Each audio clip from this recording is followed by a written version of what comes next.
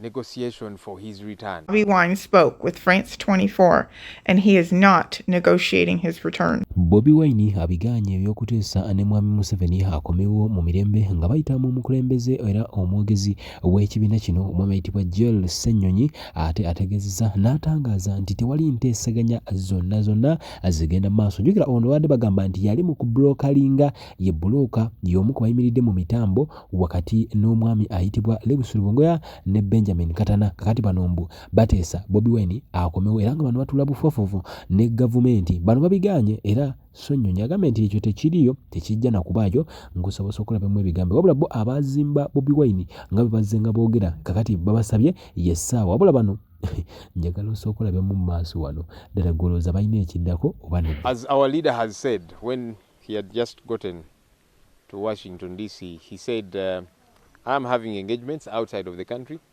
When I'm done with these engagements, I'm going to return home. So there is nothing to negotiate about his return. He's a Ugandan. He did not commit a crime by standing for presidency. No. And so he has said severally, once he's done with these engagements, he's going to return home. If the government wants to do anything, they can do anything that they want to him. That is something he has said and maintained. So he's not going to negotiate with anyone for his, whether it be secure return, I don't know, dignity and all of that. Yeah, because he is a Ugandan, he's a leader in his own right, and he is certainly going to return home. If there is an offense that he has committed, issue summons. And then he will show up and answer to those charges. Yeah, but none of that has happened. So there is nothing like that, and there's not going to be anything like that. Abazimba Robert Kyagulanyi kati mbadde nteesa wama kano ka masaagala wabeerona wakawulira. Robert Kyagulanyi yava mu Uganda. Bobi Wine lwaki timuwamba muzeeyi Bobi Wine ataliiwo?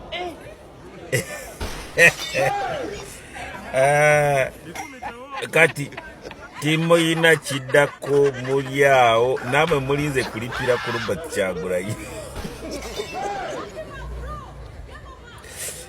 Mazima bamukasambidde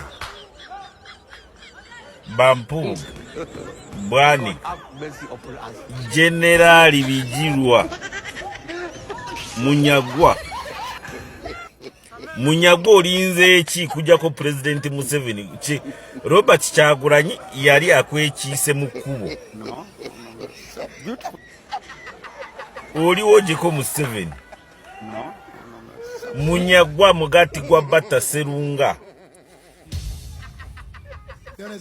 oliwa Robert Kyagulanyi nakola video ga Robert Kyagulanyi ajja kukeera agambe bya politics we Uganda mwegwaneko kati basokolode mu opposition bamunyagwa kubanga Munyagwa yali ku TV n'agamba Bobi Wine afuuse obstacle atulemesa kujjako President Yoweri Museveni. Mpuuga Bwanika Mukwaku Michael Mabike muliwa mugende mujeko President Museveni kubanga yali abalemesa yadduka mu ggwanga. Bobi Wine Robert Kyagulanyi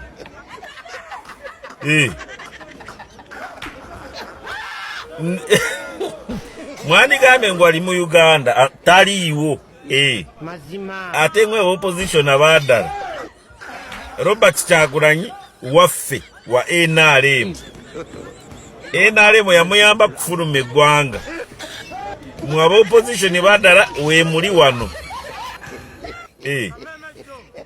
mujjako President Yoweri Kaguta Museveni D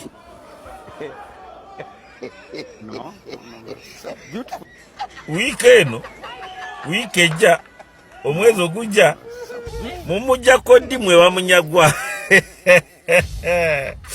Abula President Yoweri Museveni jju muhoozi jju tubonga nawe kyekyo sevo mwenna munonya kulira ku Robert Kyagulanyi kitegeeza Robert Kyagulanyi bwaba wa NRM ate mwe mumulirako mwena muli ba NRM. Assalamu alaikum warahmatullahi wabarakatuh. Yenze Haji Aruno omusomi w'edduwa asangibwe Bulumaji ku luguudo lw'Ejjinja kola ku bintu ebyenjawulo ng'emuli endwadde zitawaanya abantu ababulijjo kola kwabo bonna abalina ebizibu mu mukwano. Bw'oba olina ebizibu mu mukwano jangu gyendi neeyonera nsobole okumalira ensonga. Kola ku mikisa egy'emirimu, kola kwabo abaagala okugenda ebweru, muntu nk'okozesebwa amajiini, okozesebwa saitwani, ebyo byonna mbikolako. Osobola okukozesa ennamba z'olaba ku screen oba okuweereza obubaka ku WhatsApp. Mwasalawo ne mutunda emyoyo gyammwe ne mugenda ne mweyiira omusaayi gw'Abannayuganda abafa.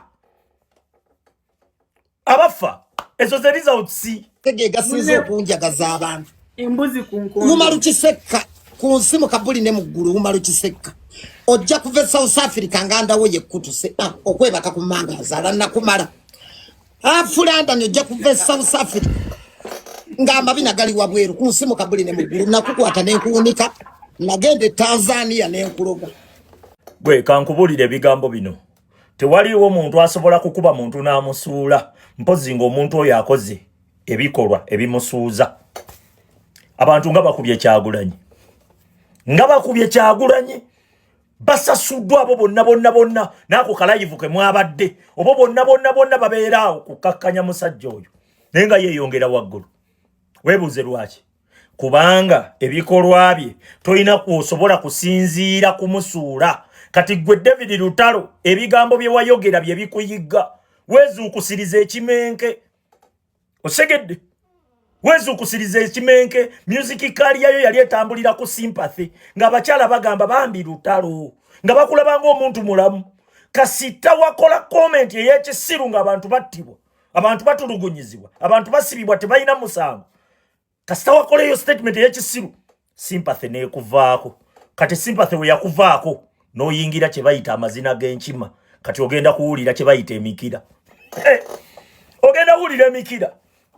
Nkubuulira mugenda kulaajana bwe mutyo mulaajane bwe mutyo mutandika okwekwasa abantu abalala. Musimanyi King Sahaya abatuma. King Sahaya yatutuma ne ku mayinja. King Sahaya yatutuma ne ku misaaki. King Sahaya yatutuma ne ku Gravity ne ku Kenzo ne ku Bebe Kulu. Bikolwa byabwe era abo betutannakwatako tebalina kye baatukoze. Ne betwagala tubaagala lwebyo bikolwa byabwe. Ne betukyawa tubakyawa lwa bikolwa byabwe. Mwasaidinga n'abatemu. Mwajja ne mutandika okukola comment ku bantu nga babonaabona abantu battibwa. Musajja mwe temulina na nsonyi. Temulina na kuddawo kwefuula balwana mbwante gwe mwe Bakisekka ogenda kuddira simanyi ogenda kudda oyina empale. Leka nkubuulireko. We wajja ssente nze ne wenzirabawo sisobola genda n'enzijjawo. Oyo yenze. Bwe ssente ze weewana z'oyina z'olabanga owakabye ennyo bye wakola okuzifuna nze ate soba bikola. Gwe liri pazo. Gwolooza olaba baziwa ggwe bibuno kati olwo Kisekka. Osegera olaba baziwa ggwe muli mu kwekwasa bantu kubanga mulaba be bafuna. Mulaba be bakola ki be baagalwa mwe mwakyayibwa lwa bikolwa byammwe. Nkubuulira ekyo libeere essomo eri abalala n'abalala bakitegeere. Tobalaatiranga mu bantu. Abantu abo be batambuzanga obuyimba bo nga bagamba bambi kasajja kattu.